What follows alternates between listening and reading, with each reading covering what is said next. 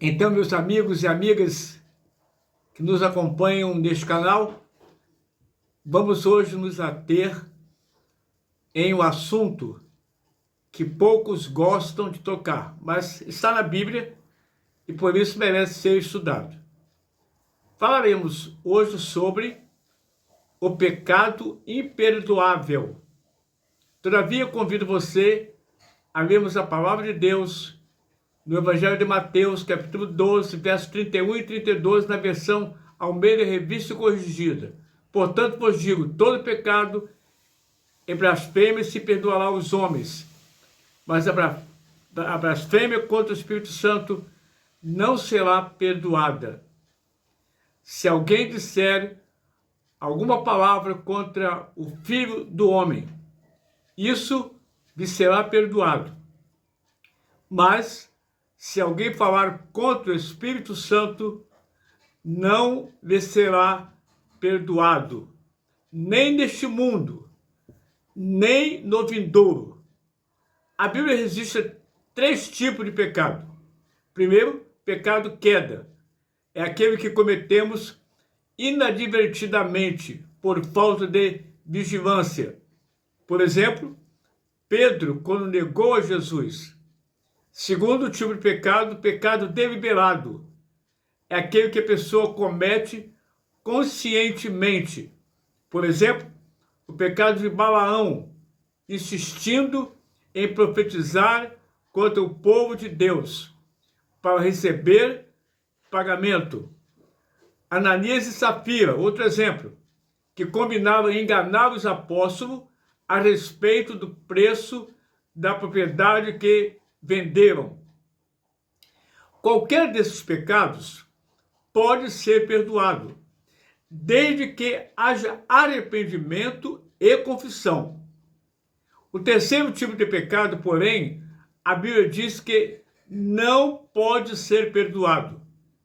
Mas que pecado é esse, pastor? Então vamos lá. Os fariseus blasfemavam contra o Espírito Santo quando atribuíam a Satanás o poder pelo qual Cristo realizava os milagres. No entanto, quando os fariseus souberam dos milagres que Jesus fazia, disseram: ele só expulsa demônios porque seu poder vem de Beelzebu, o príncipe dos demônios. Mateus 12, 24. Assim, o pecado imperdoável é a deliberada recusa de reconhecer o poder de Deus em Cristo Jesus, porque indica uma insensibilidade consciente e irreversível. Já foi procurado por alguns cristãos preocupados, pensando que poderiam ter cometido acidentalmente esse pecado imperdoável. Não. Somente aqueles que deram as costas para Deus e rejeitaram a fé de ter motivos para se preocuparem. Jesus diz que estes não poderão ser perdoados, não porque o seu pecado seja diferente de qualquer outro, mas porque jamais pediram a Deus o seu perdão. Aquele que rejeita a assistência do Espírito Santo, afastando-se da única força que poderia levá-lo ao arrependimento e à sua restauração com Deus, não terá nenhuma chance. A orientação do Espírito Santo, qual é?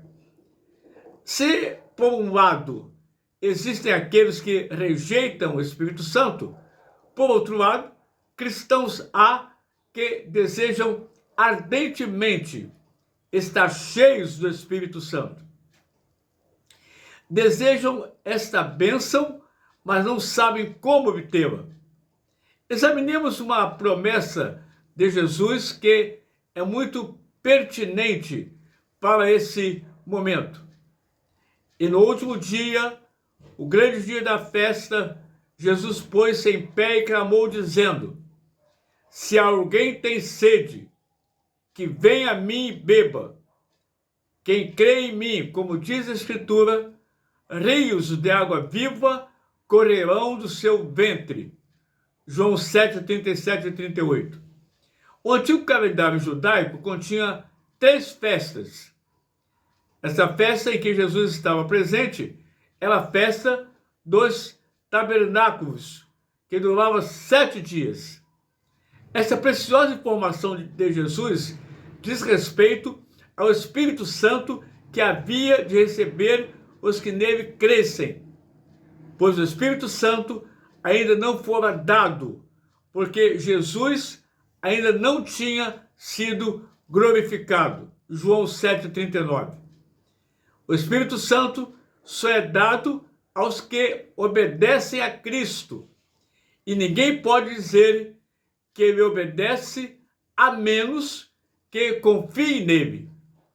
A obediência é consequência natural da fé.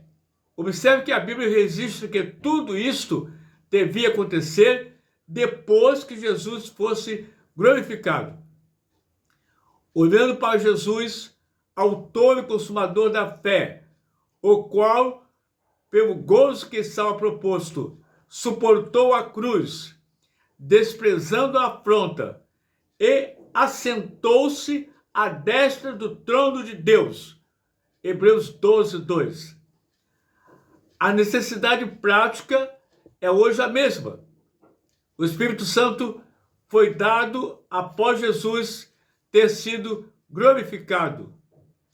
A plenitude do Espírito Santo só será dada quando permitirmos que Jesus se assente no trono da nossa vida. Essa é uma atitude que demonstra completa submissão de todo o nosso ser àquele que chamamos de Senhor e a quem devemos servir. Você está disposto a isto, a servir a Jesus? Você está disposto a deixar que o Espírito Santo de Deus tome conta da sua vida, entre no seu coração, na sua mente? Se você está disposto a isto e você faz essa decisão nesta hora, vamos orar juntos. Ore comigo. Nosso Deus, nosso Pai,